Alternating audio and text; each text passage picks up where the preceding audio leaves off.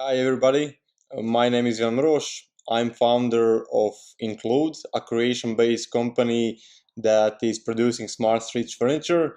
And using this video today, I will tell you something more about what our company is actually doing, on which markets, how we were introduced with Funderbeam. So first of all, I want to say thank you to the Macedonian Stock Exchange for giving me this opportunity to at least using the video to talk to you about what we are doing. So yeah, a few words about us. I started the company almost 6 years ago now in 2014. At that point, I was still in high school, 19 years old, and my idea was actually to create web pages, web programming, Android applications, different things.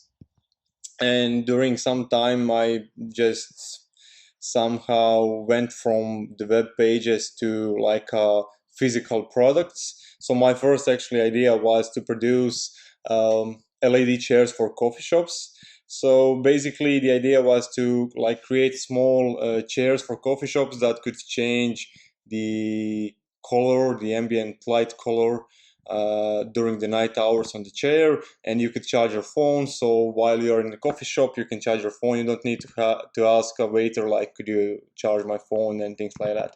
So that was actually my first idea 6 years ago, and my grandma actually gave me money to produce the first chairs and like one table for coffee shops, and it took me a few months to create them. And when I finally finished it with the manufacturing, I made like a flyer, just one pager with a few pictures of that product. And I started walking around different coffee shops in my hometown. I'm from Split. And I was walking like maybe 2 3 months with those flyers, going from one to other coffee shop, and like, could I speak with your manager or owner of this coffee shop to present him something? And usually, actually, I was really speaking with managers or with the owners of coffee shops, but nobody wanted to buy anything from me. First of all, because I was 19 years old, and the second reason was that the chairs were really expensive. You had to pay more than, I don't know, 200 or 300 euros for one. So you can imagine, if you have like 100 chairs in your coffee shop, how big the investment needs to be to have chairs that can charge your phone. So it turned out that I really don't, at least at that moment, I didn't understand how the sales or marketing works and what are products that really can resolve some issue that people have.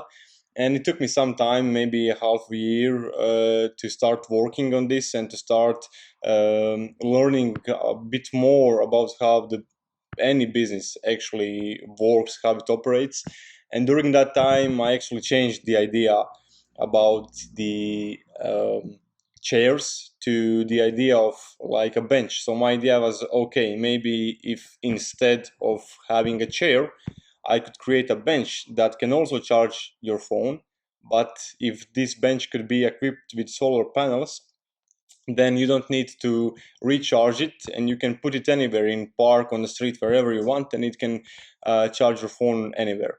So this is basically how I went on the second idea of smart street benches, and this is actually what our business is about in last almost 5 years now, and this is something more I'm going to tell you about today.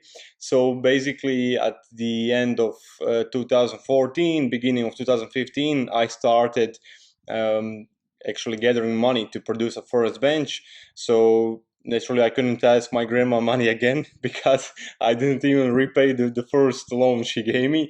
So actually, I sold my electric guitar, and from that money, I actually bought material to produce a first bench. And it took me some time to manufacture it. And after that, I was like sitting every day for 3 months in a row in front of office of our mayor in Solin, in my hometown, which is next to Split.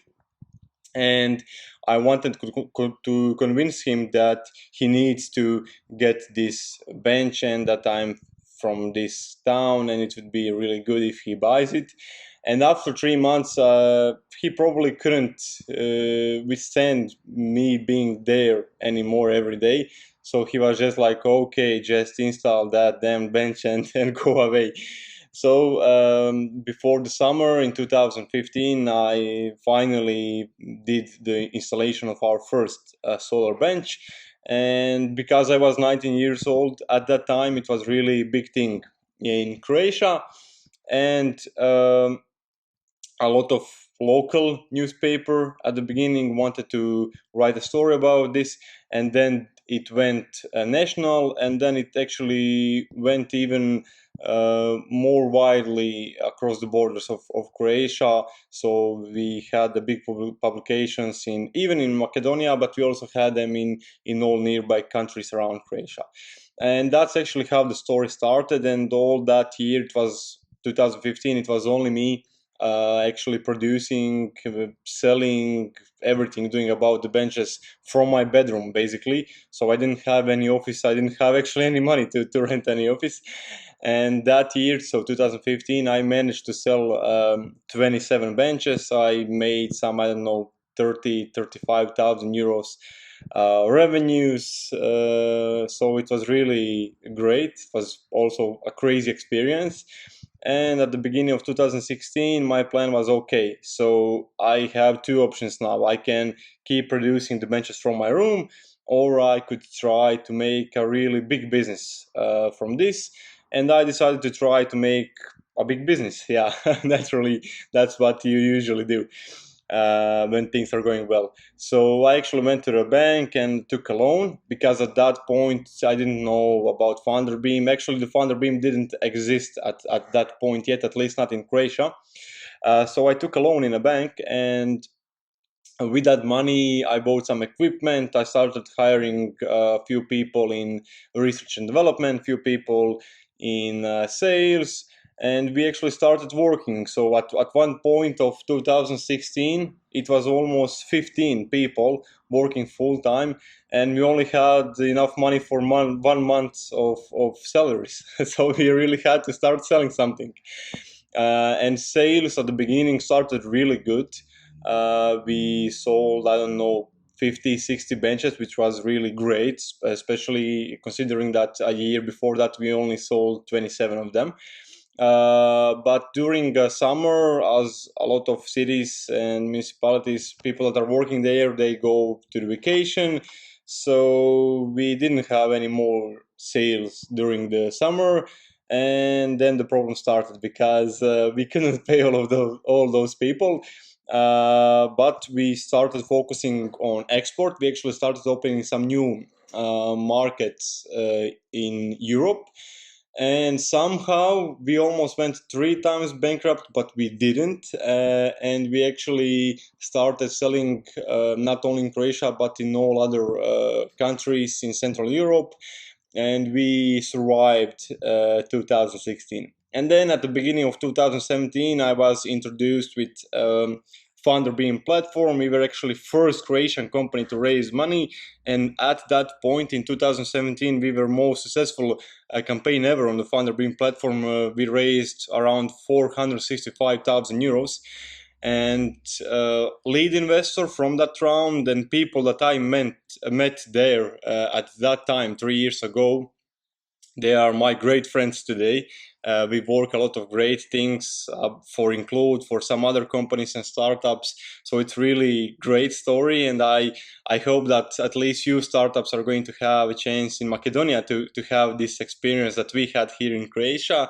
After that, actually 2 years later, so last year in 2019, we raised one more investment. This one was half using Funderbeam and half money was with venture capital and private investors. So last year we raised additional 2.6, 2.7 million euros, and that's basically what we are doing. So I think that this video on phone is for 10 minutes, so I will have to stop it now and just keep recording again. Sorry. Okay, so maybe a few more things about Funderbeam for our company at least. Today we have more than 600 investors using Funderbeam platform in 2 investment rounds. And I think that our investors from the first round are pretty happy considering that we made their token price go up for more than 200% in just 2 years, which is really great. Our company valuation currently is around 20 million euros. So this is really something exciting, especially if we consider it's happening in Croatia, where we don't have a lot of technology startups or any startups that are doing something big on the global scale. So we raised money on Funderbeam in 2 rounds. One was in 2017, one was in 2019. It was for us a really great experience, and we actually made, I could say, like a small community in Croatia, because a lot of investors between different Croatian company and Funderbeam are connected.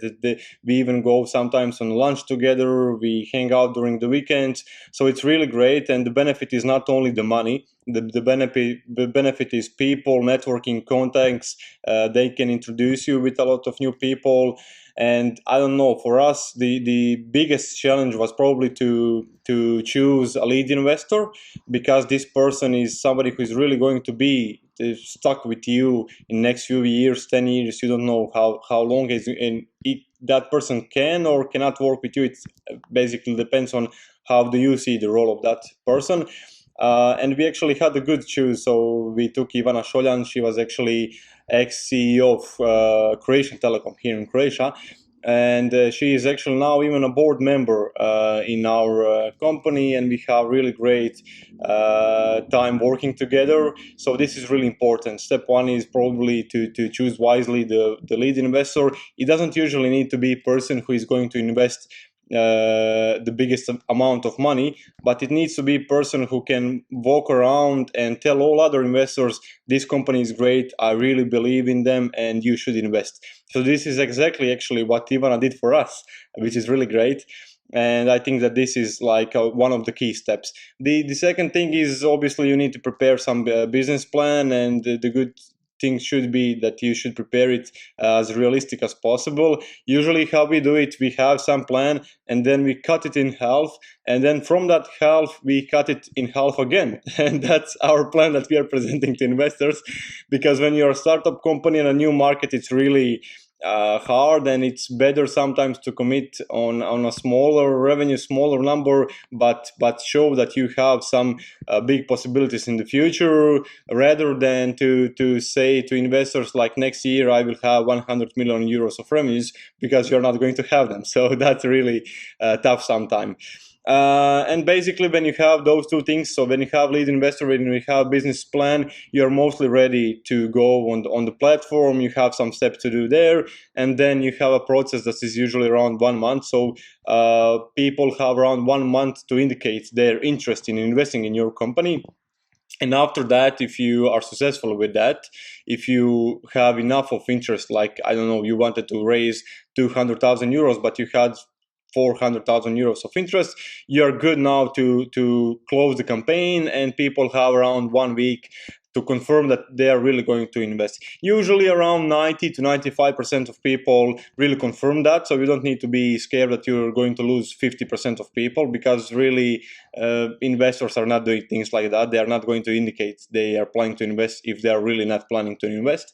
And then it takes you around 1 more week for them to pay, and then maybe a few more weeks for documentation, and you have money. So it's usually around, so let's say if you are looking on this like from the day one, when you decide you really want to go on the platform, you can expect maybe 4 to 6 months until you find the lead investor, prepare the business plan and everything. But from the moment you are on platform, you start raising money, it's around 1.5 months, maybe 2 months until you really have the money. And so for our company, after the first investment round, we actually moved to this new office that I will show you now. And then again, with the second round that we had last year, we really expand with a lot of new employees and people.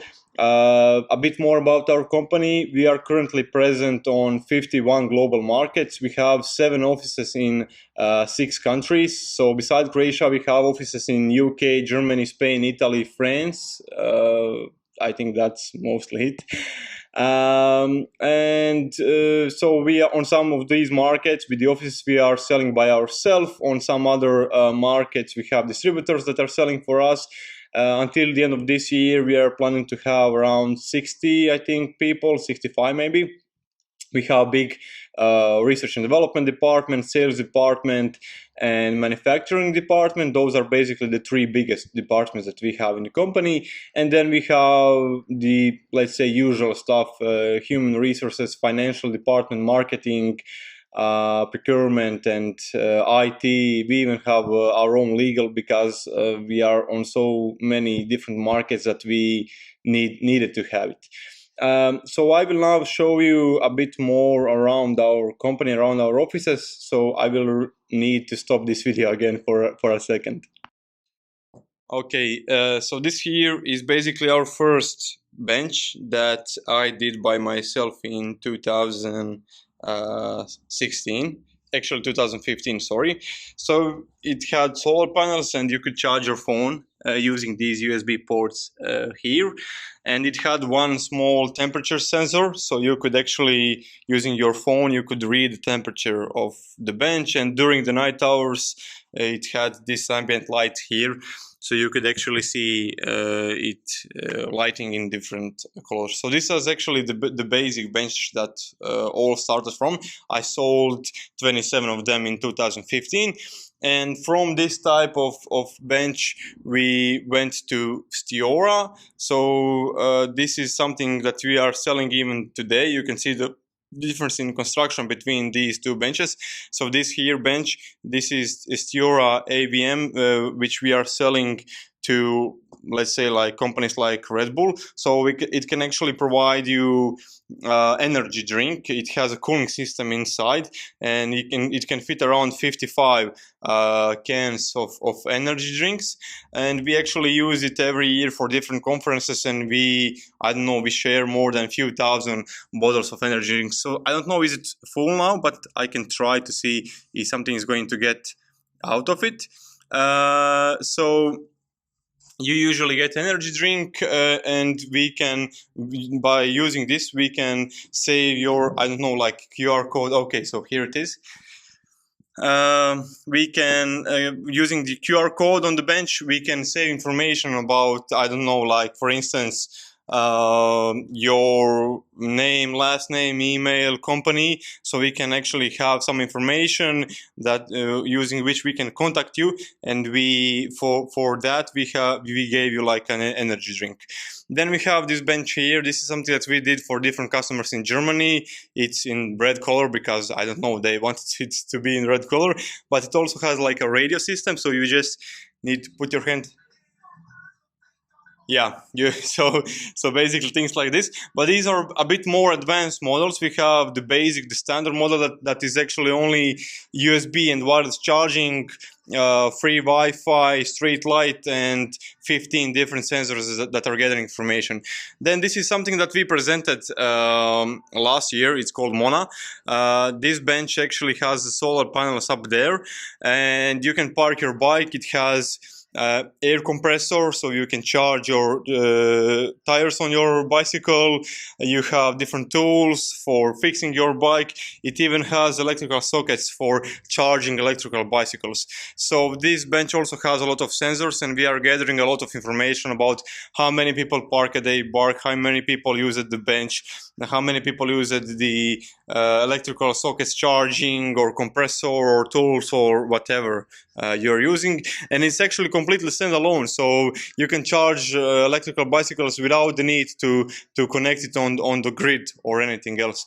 And then this is something also that we developed last year from the benches. This is actually something that is usually in our benches. This is Power Pack, actually our own developed lithium-ion battery system. We put it actually in Mona. So on this side of the bench is this battery here, and it's really big and strong battery. It actually has 1500 watt hours of capacity, and for instance, just to explain you how strong it is, on this battery here you could actually connect your whole house for a few minutes to work completely on this battery. So this here is BMS, our own in-house developed battery management system, and this is the smartest part of the battery actually. So this is what makes it possible to provide that much of power, of current, and everything else. So this here, everything together is like our showroom, which we are using when our clients are visiting us. And then usually from the showroom we go down on the other part of the office, which I'm going to show you now. Okay, so here we are. We are here. That was the showroom. We are now downstairs. So first of all, here we have something. I'm not sure what's the English word, but we call it govornice. Actually, people can enter here and they can speak. It's completely with a foam for like a sound and everything. So you can speak there and nobody is going to hear you and you're not going to hear anybody else. We have them actually because we have so many people in sales, around 20 people in sales, that are speaking more than 10 languages. So sometimes it's really hard to work with all of them in the same time in the same room. So we actually created this especially for them. Some of those salespeople, so I will show you now. Okay, this is here is our kitchen. This is one part of our parking lot. So this here is actually the sales office. We have a lot of people, not only in this office, this is our Solin office, but we also have people in office in Zagreb. And they are actually, not only that they speak a lot of languages, they usually are from those countries. So we have people from France, we have people from Germany, we have people even from Kazakhstan, from Slovenia, and they are all working here.